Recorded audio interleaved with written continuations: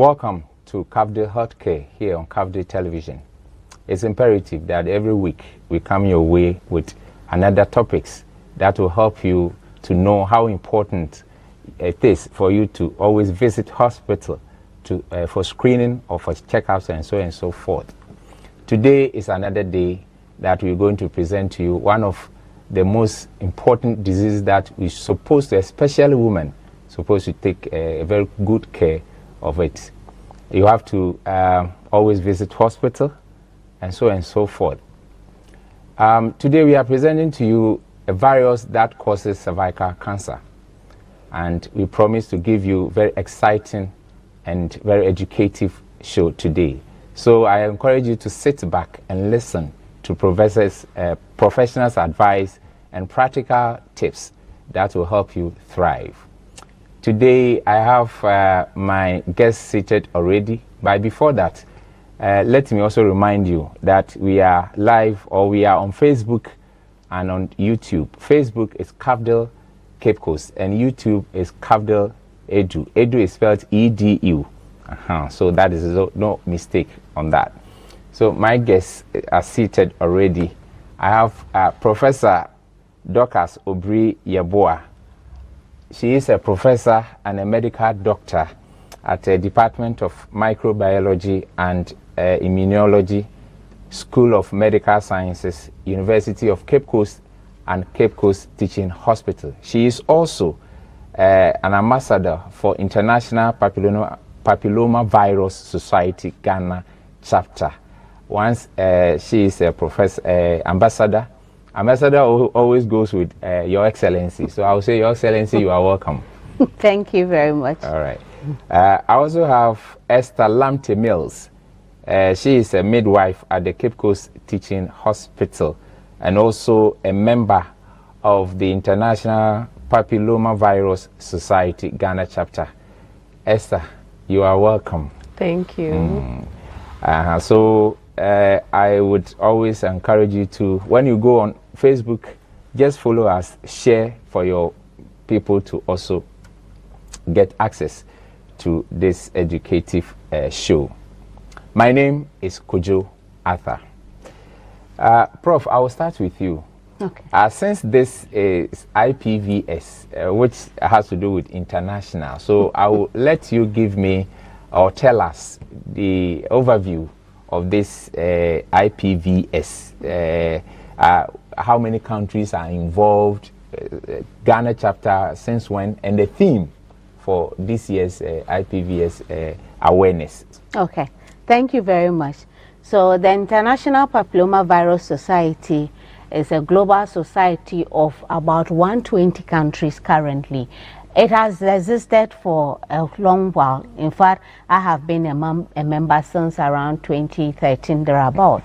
So it's a society of people of various health backgrounds who are focusing on the issue of HPV and the conditions it causes, particularly cervical cancer, that we want to work with the international agencies like the World Health Organization to eliminate this very preventable cancer from our life. So Ghana chapter came into being when last year the International Society decided that to make sure that countries can have focused interventions within their settings, they would select ambassadors for each country who can then coordinate the activities within country. So in Ghana, 3 of us were nominated as the ambassadors and selected by the society. So myself, and then Dr. Dasa, who is in Kumasi, and Dr. Donko, who is in Sunyani. And with the 3 of us, we came together and organized health professionals, doctors, nurses, advocates, lab scientists, and came together. And then the Ghana chapter was launched in July 2023. Ghana chapter. Yes. Of which you are, the 3 of you are the ambassador. Exactly. Okay. And so you have, how many members? The members are many, eh? Now we have over almost 250 health professionals in Ghana together with us working on this. Okay. Of which Esther is part, yes. the member. Okay, so what is the theme for this year's awareness campaign? Okay. So every year, IPVS comes with a theme for the awareness creation. This year, as you can see on this, it says one less worry. One less worry. So basically, the message is that there are so many things happening in this world that gives us problems. But there is one worry that we know we can take off our list.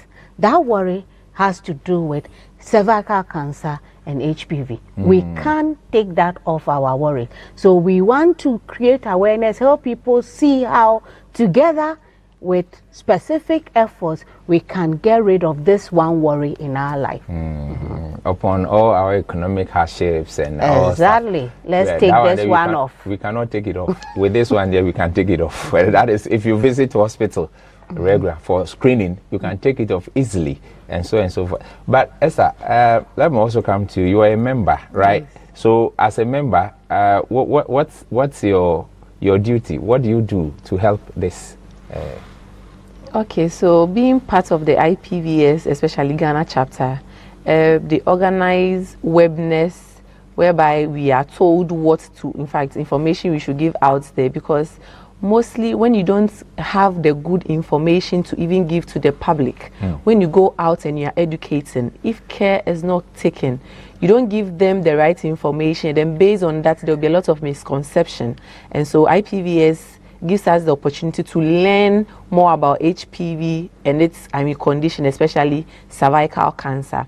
And as members, we are empowered that wherever we find ourselves in our little corners, we educate our family members, church members, friends, and the facilities we work in, most of us are health professionals, and so when we go to our various hospitals, we serve as advocates when it comes to cervical cancer and HPV related conditions, ambassadors. All right. So we've been mentioning human papillomavirus, and so what is it? What is the human papillomavirus?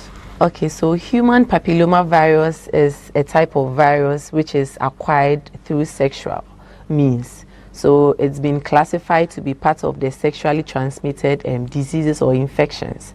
And mostly it's transferred from one person to the other. And mostly every woman or every man, if you start having sex at a point in time, you come into contact with the virus. But our immunity fights the virus, and then we are free from any diseases. But then if the virus becomes persistent on any part of the body where the virus finds itself, it becomes a concern to especially we IPVS members, because it means that if you don't screen to know your status, you are likely or have a higher chance of acquiring cancer, especially our women, cervical cancer in the latter parts of their lives. Which we are is part of the reason we are here. We don't want our women to have cancer. So from the way you are saying things, it means that if you're a woman or a man and you have had sex, certainly you may have. So let's take this 10 people, 10 ladies who have had sex. How many do you think are likely to be infected with the disease? So most likely between 8 to 9 are at chance of high risk. Yes. Having the virus and not cervical cancer. Yes. They are two different things, yes, actually. So coming into contact with the virus is different from having cancer. Right. Exactly. Okay. So how a person, how does a person get infected with this HPV? So like I mentioned, it's transmitted from one person to the other, and mostly is through sexual intercourse. And so if you have unprotected sex with someone who is exposed to the virus, you have a higher chance of coming into contact with the virus. And I must say, I said unprotected sex, so you can have sex using condom, but it wouldn't protect you fully from acquiring the virus. So if you use condom, it doesn't mean you are free from acquiring the virus. Prof, let's talk some more about the disease caused by the HPV. Is it only limited to cervical cancer in women? Okay, thank you very much. So I think Esther mentioned and kept repeating that most commonly cervical cancer. Yes. but that should tell you that there are other conditions that it causes. So the men should not begin to think that these are women issues. So sit down and listen, because as a man, you are part of it. Because for everyone with HPV infection, the other conditions is known to cause is oral cancers. It causes anal cancers, it causes penile cancers. These are all related to the type of sexual activity a person may be involved in. So this virus is able to cause these other cancers also for men. And the reason we highlight cervical cancer is because it's the commonest and most frequent cancer that has been associated with HPV. But all the other types, penile cancer, anal cancer, oral cancer are part. And even condition like genital warts, where the person gets some growth around the genital area. That one is not cancer, but some types of HPV that do not even cause you cancer will cause you this growth around the genital area, which we call genital warts. So if you have the virus, does it show symptoms? So this is the tricky part of this virus. So having HPV infection itself has no signs and symptoms. So there is nothing you can see on somebody and just assume that they may have HPV infection. And there is nothing you can wait to see in your body that will tell you have HPV infections. Unlike other diseases that you say, oh, if I have headache and fever and this, then I know I may have malaria. When it comes to this virus, it just sits and hides wherever it is, in whether on your cervix or the inner region, the throat. It just sits there and progressively over time start causing changes. So by the time you have any sign and symptom, then it means that you truly have advanced disease from it. So if a person waits to see signs and symptoms to know that they have HPV infection, then it means that person is coming up for screening or to healthcare setting when they already have cervical cancer or anal cancer. So HPV infection itself does not have any specific associated symptom at all. Then it's a serious something that we have to also take a second, especially I was going to say especially ladies, but I think they are still especially more. Women, because cervical cancer is far more common than the other types. So if there are no early symptoms of HPV, Esther, like Prof said, then how does a person know if he or she has this HPV infection and the particular type? How does the person know? So basically it's through screening or testing. And so until you visit a facility, a health facility near you to be screened, you wouldn't know whether you have the virus or not. And like you mentioned, we have various types. And when Prof was explaining, she made mention of having genital warts, which also is caused by HPV, but we have types. And then we have the one that we are most worried about as women, which is the cervical cancer. And so until you get screened, you wouldn't actually know whether you have the virus or not, because it doesn't show any signs and symptoms. That is my worry. That's something that do not show any signs and symptoms, and you would have it, harbor it for so long a time. When it happens, then you are going. If you just tune in, then you watching Cafdil Health Care. Yes, Cafdil Health Care on Cafdil Television. But don't forget to follow us also on Facebook and on YouTube. But one thing that I also want to bring to your attention is that, you know, this program involves a lot, and so we plead with you to also support us in any way. Our Momo line is on the screen. You can support us. But if you're a businessman and you want to go further, you want your business to be mentioned on this show, you can call the same line and speak to our authorities for you to know what actually to do. So we can always come on your way with a very important topics that will always help you to realize that there are diseases there that you need to always take good care of yourself. Now, Prof, if a woman has developed significant advanced cervical lesion or cancer, what are some of the things that she will experience? Thank you very much. So first, let me repeat. We do not want to find women with cervical cancer. Cervical cancer is an eliminatable disease, a disease we can eliminate. It's very preventable, so we don't want it. Of course, there are many who have never screened. So if you have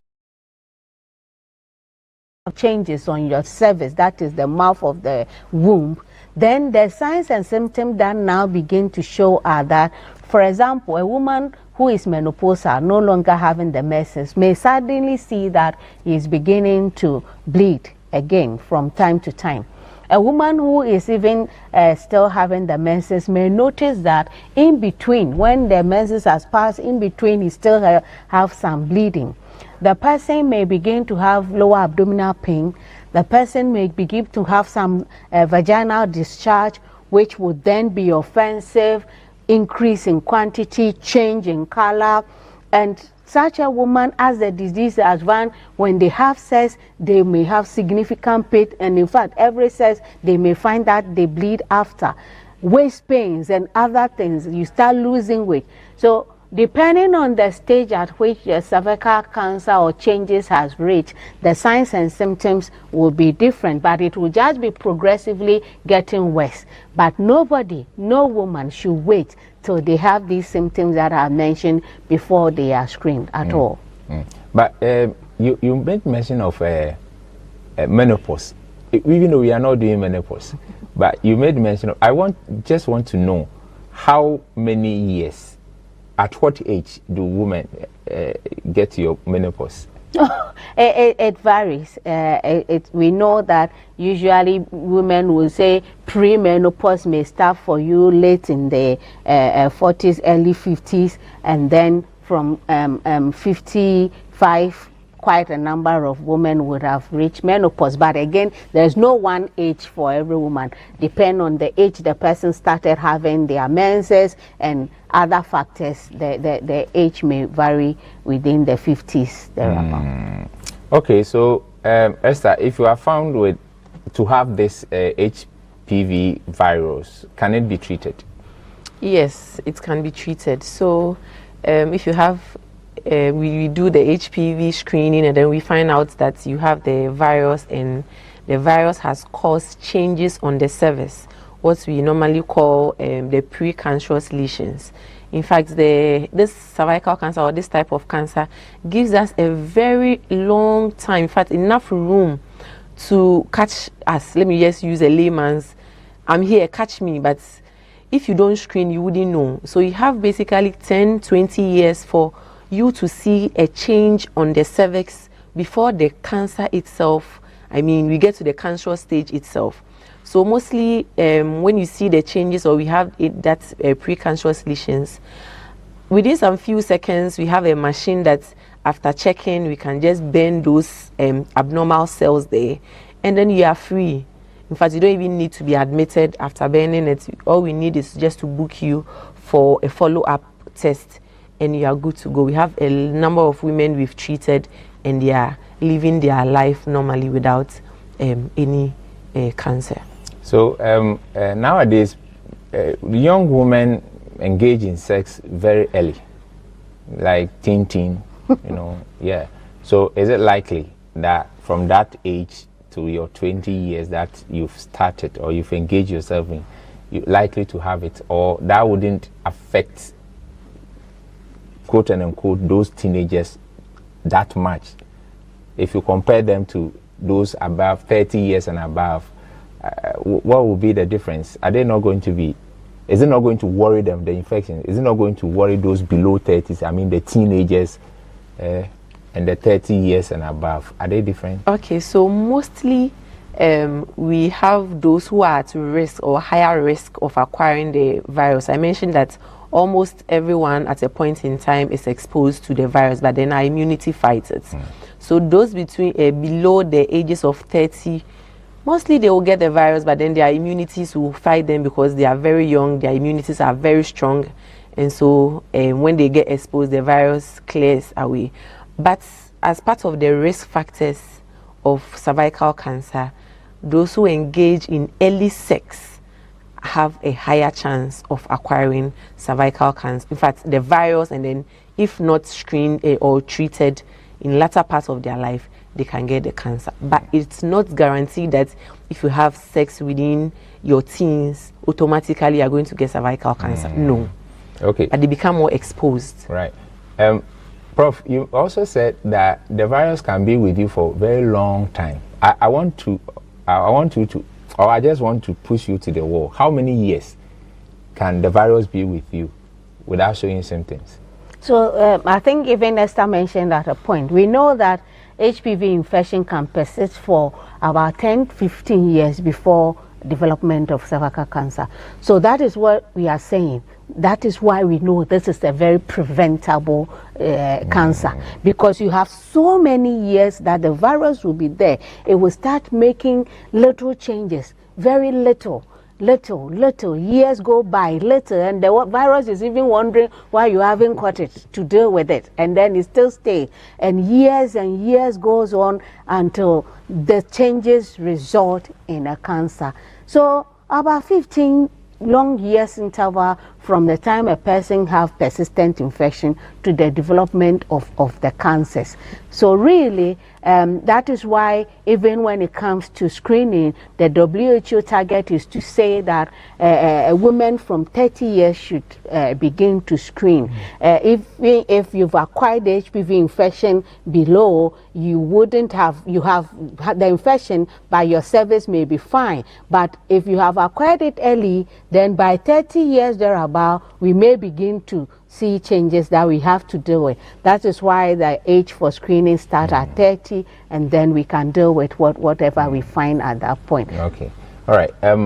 Then you keep on saying screening. So how many types of screening do you have for this particular infections? Okay.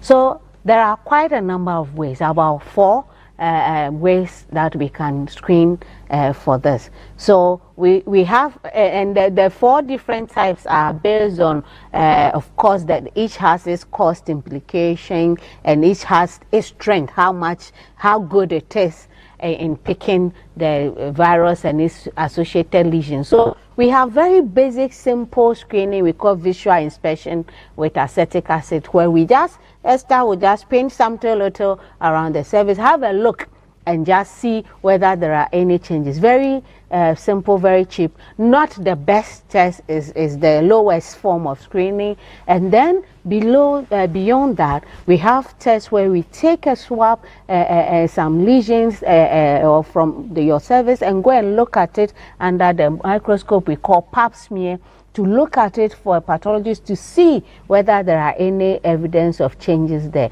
We have others, colposcopy, things that look at the cervix and examine it well. And then, of course, we have taking the swab from your vagina upper part towards the cervix and actually going to look for the virus to see. That is the recommended current WHO recommendation, that we should actually take the sample and look for the HPV you have, and then based on that, look at the cervix and decide whether to treat. It is the best, because if you do that and there is nothing, the woman has 5 years before she needs to screen again. That's very far. So when we talk about this screening, one of the message we want listeners to take home is, we are not saying we will come and we say come back next week, come back next month. There is not a monthly testing, it's not 3 monthly testing. Even with the one visual inspection, that is the lowest form of screening, if that is what was done for you, that is what you could do, it's still a year interval before you need to screen again. But if you do HPV testing and everything is fine, you have 5 years before you need to screen again. So all the spectrum of screening are available, because different countries have different things they can afford. The clients have different things they can afford. The point is that there is something everyone can do to prevent this cancer. All right. I think this screening are meant for people who are on their active sex age and stuff, what do you also have for those who are not yet there? Children from 9 years or some years, below that active sexual years. What do you have for them in order to protect them? Okay, so WHO is pushing so much into the younger age, or those who are sexually naive, because they are future leaders. And so mostly if we catch them around that young age, we are able to protect not only the women or the whole country from cervical cancer, because it's very costly for one to be diagnosed of cervical cancer. The financial implication it will have on not just the society but also the family. And so the focus is to vaccinate girls and boys between the ages of 9 to 14 years, of which we are hoping that next year there's going to be a national vaccination for women, girls between that ages of cervical, HPV.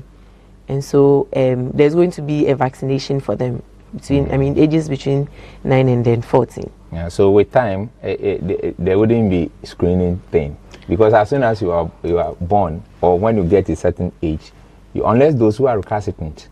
Well, so the recommendation still require that even if vaccinated, you screen from time to time still, because what we haven't discussed and is not necessarily focused is that this virus has so many types, and the vaccines we have available now protect the biggest protection type of vaccine protects against 9 types of the virus, but we are talking about the virus that the types that causes cervical cancer are 14, and then the types that causes genital warts and other ones we have about 20 something.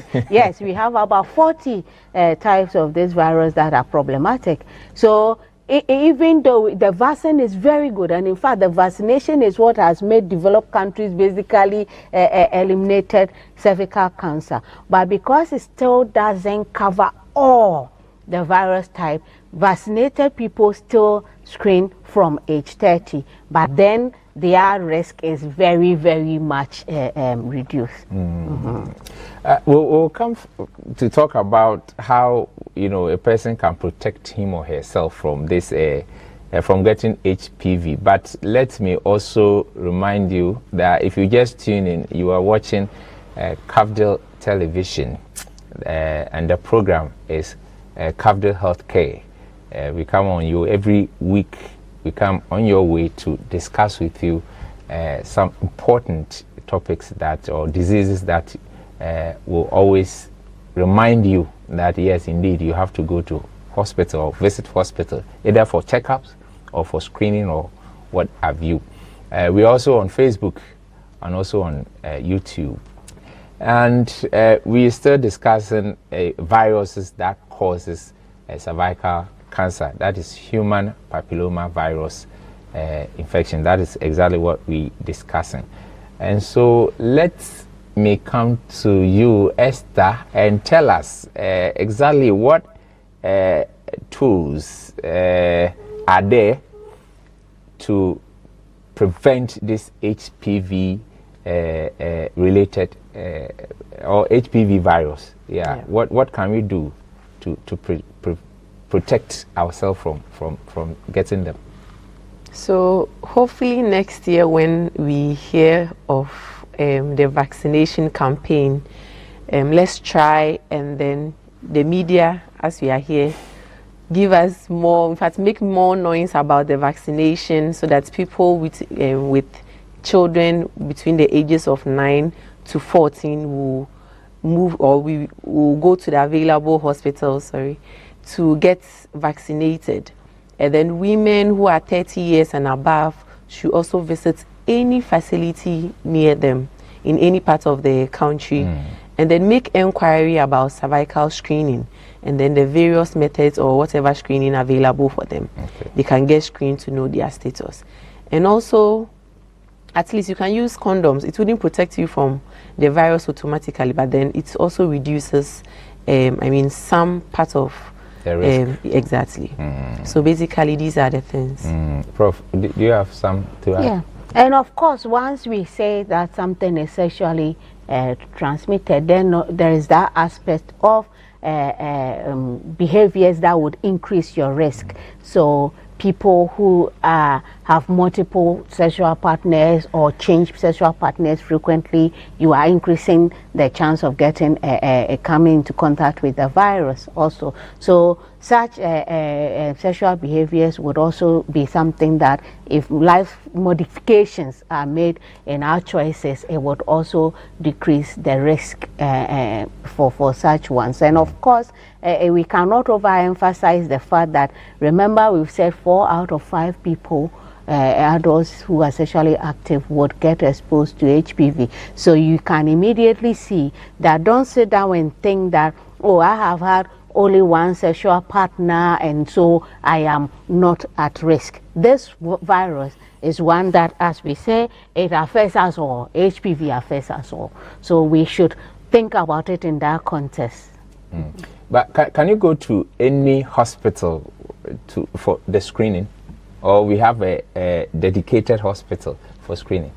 No, so I think the point was made that you can go to any health facility and ask about cervical screening, because, as I mentioned, there are various options of screening that can be done. And depending on the facility, they may have a particular, so you may go to a place and they say, oh, all we can do here for you is visual inspection. But if you want to do a pap smear, if you want to do the HPV testing, then go here. So for example, in Central Region, if you came to the popularly called in Tibetan Cape Coast Teaching Hospital, then you know that all the types are there. So after the discussions, you can make a decision and what you want can be done for you. If you went to a facility and they have only one type of testing, and after the discussion you want to do something they don't have, of course they will link you to the next place. So there is no facility designated for screening, so that you think I may have to travel only to this place before I can get screening. No, you can walk to any near place and ask and find out what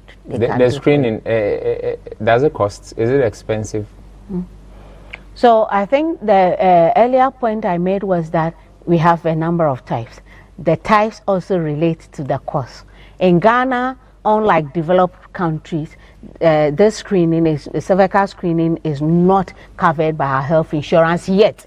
It's one of the things we will keep pushing for, but for now it is not. So what it means is that you would have to sort of pay for your screening. So that is why we offer you all the various types. So depending on your situation, you can get a test done. So the most important message is that it doesn't matter your financial situation. There is a screening you can afford. And if you can afford the highest form of the screening, it increases the interval with which you have to screen, but still everyone can afford some screening. We don't want to use a specific amount to make anybody think that, but I can assure you there are from very low cost to, of course, a bit of a high cost. So what is the least interval that if after screening, I should go again? What is the least interval? The least is a year. If everything is fine, 1 year. Oh, okay. All right. You are passionate about this as a chapter, IPVS Ghana chapter. And so what are you doing, to help eliminate this HPV virus and its conditions? I think Esther is a recent member, so let her speak about what she has seen us do about that. Esther, international Okay, woman. so I think on Monday I had the opportunity to join a symposium that took place in National Vaccination Center in Accra, where dignitaries such as the Ghana Health Service Director was invited. The regional minister was also invited. In fact, the other people who are stakeholders and their voices are mostly heard. They were invited by IPVS so that, one, we will be able to push this vaccination agenda of children between 9 and 14, which I mentioned earlier, and then add screening to, if possible, to the National Health Insurance Scheme, so that it will give every woman an opportunity to get screened. And so they are speaking to, in fact, IPVS is collaborating with other stakeholders who have a loud mouth, let me put it, to help with sensitization or awareness when it comes to cervical cancer and HPV-related conditions. So if I may add, we recognize that, for example, we are here speaking English, but not everybody in Ghana can hear or understand English enough to appreciate the message. So IPVS, one of our focus is to produce educational materials in the various languages that can cover the whole country. So as we speak, without much, and in fact very little financial support so far, we've been able to produce educational materials not just in English, in Ewe, in Ga, in Hausa, in Gonja, Dagbani, Fante. Tree. And even in tree, not just one, but so we have a Kiapim tree and we have a Santi tree to make sure that the people can understand things in the way they want to. So these are all, and these are the things we hope to be able to do more, so that in addition to the media engagement that gives us opportunity to reach beyond geographical boundaries, we can still get to people through these posters, through short messages and short videos in a language that will speak to their heart, in their mother tongue. So these are all part of the things that we are focused on doing. So do communities, do individuals, do family have a role to play in this? And what are those roles that you need to play? Exactly. So, for example, all our educational videos in the message languages I've mentioned include a statement that tells you that there are 3 things that you can do when it comes to HPV and its related condition. First, he said, know the facts. Know the facts means that know it, get educated. And he says that share what you know with your friends and family.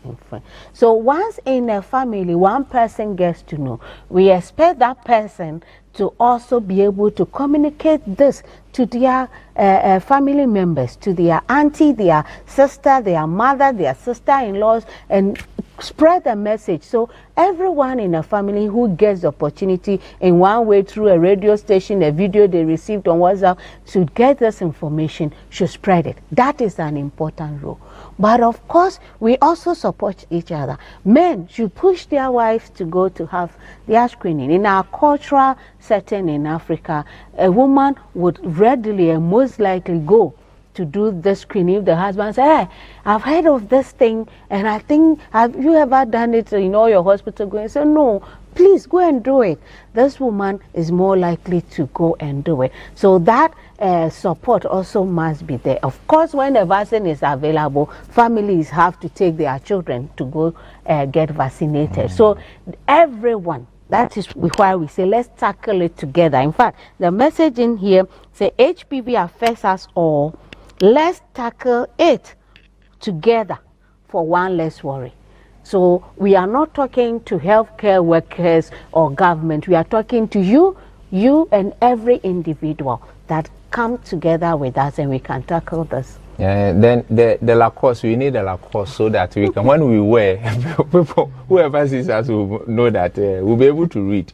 And that is so we those of us in the media, you are doing a great job, of course. Aside wishing you well, I mean, whatever you do, what role can the media also play in eliminating this HPV virus? Yeah, so of course we are grateful for opportunities like this to have this discussion so that it reach your listeners across places beyond if we just sat at Interbetin OPD and did this talk Esther has been doing it there, we are doing it there, but I reach a smaller number of people. So we are grateful, and we wish that the media across the country would give us this platform to spread this message.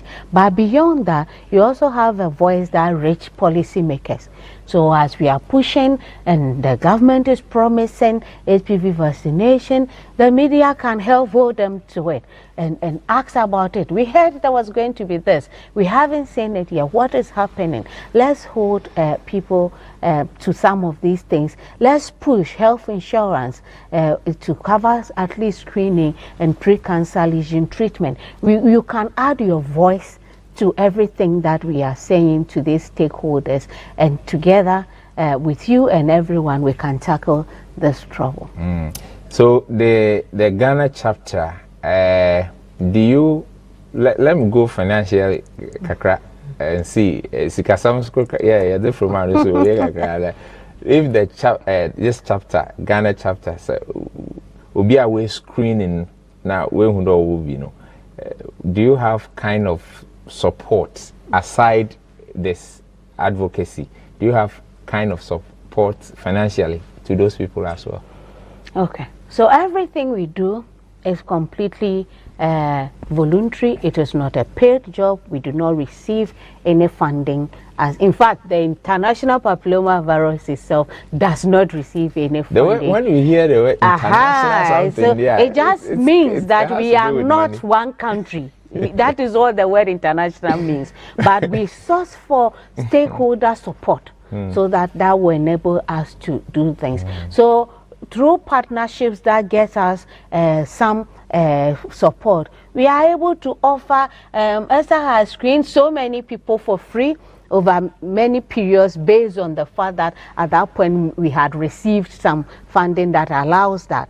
We treat lesions across in various facilities across the country because it's so easy to treat at a very much at a rate that a woman doesn't have to worry about the financial aspect. So the main truth is that we do not have money by ourselves or a source to receive fund to say on that basis we can treat a woman for everything for free or screen people for free. But this is where adding your voice help us to also reach people who can support financially, so that we do not just create the awareness, but when the person gets to know and the person needs some help with the screening and maybe treatment of pre-cancer lesions, we can afford it. Of course, if we can do that and make sure that we stop seeing cases of cervical cancer, which is extremely expensive to treat. What would treat or manage one case of cervical cancer, which is not even curable? That money would have screened and treated thousands of pre-cancer lesions. So we want people to know that, so that we put our effort in making sure we don't even get one case of cervical cancer. That is what the world is wishing for. And now it is basically countries like Ghana, lower and middle income countries, that are contributing to the cases of cervical cancer in the world. The developed world has dealt with this really. So they are just supporting us and adding their voice, and we also need together. This thing just came to mind. Does it have effect on pregnant women? This, do you mean the virus? The virus. No. So that is one fact. Pregnant women can be screened for HPV because the virus does not affect the pregnancy itself, but it will just be sitting there in your cervix. So sometimes a pregnancy is considered as an opportunity for screening also, because pregnant women, as the midwives, they keep seeing them and they keep examining them. So as long as there is no risk factor that prevent that woman from being screened, at that point they can still be screened. But the virus does not have any, it is not like, let's say, HIV, that we say the baby can be born with the infection and have immunosuppression. This virus does not tackle the pregnancy. What about the cancer itself, the cervical cancer itself? Cervical cancer woman pregnant, that is a big trouble. That you don't want to have on your hand, because the cervical cancer itself alone is not something you want to tackle. And if this is seen in the context of a pregnant woman, it is really a big problem. Of course, there are few cases where it is in pregnancy and it's related issues that they even notice the woman has this thing there and they didn't know. So really, the point is we don't want to scare anybody. We want to say that this is a virus that we can really get off our worry list. Let's do that, and let's not get into this complication of cervical cancer and its related things in pregnancy or not. We don't want to even deal with those.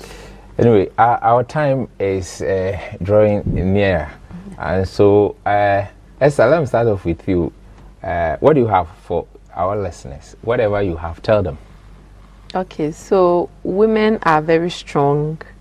We have a lot of things, in fact, on our list to do. And it's my greatest wish that we should include cervical screening on our list of important things to do. And it will go a long way by helping us eradicate cervical cancer. And also, when we hear of the vaccination, we should try and then get our children vaccinated. Thank you. So I would just repeat what I have said. This says it all. HPV affects us all. Let's tackle it together for one less worry. Let's do that. All right. Let me also remind you that in Ghana, this campaign, the campaign ambassador in Ghana now is Diana Hamilton. She has been saying, so certainly we will let you know all this. This is where time will allow us to be with you. Professor Dorcas Obiri-Yeboah is a professor at the Department of Microbiology and Immunology, School of Medical Sciences, University of Cape Coast, and also a medical doctor at Cape Coast Teaching Hospital. And she is also the ambassador for Ghana for International Papillomavirus. Hey, this word. Papillomavirus Society Ghana chapter. And you also, Esther Lamte Mills, also a midwife, registered midwife, not ordinary midwife, it's a registered midwife at Cape Coast Teaching Hospital, and also a member of International Papillomavirus Society, IPV, Ghana chapter. Thank you so much for coming. Thank you for watching, and thanks to all my crew. God willing, same time next week will come your way. Stay blessed.